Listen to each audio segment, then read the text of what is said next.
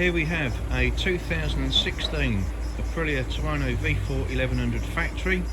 This particular bike has just about 7,400 miles on the clock from new, fitted with official Aprilia AKROPOVIC Racing carbon fibre exhaust, which has obviously all been mapped to the bike. Otherwise, other extras, tail tidy, and this particular bike has some aftermarket levers and some bar end mirrors, full APRC kit, quick shifters, traction control, wheelie control. We'll just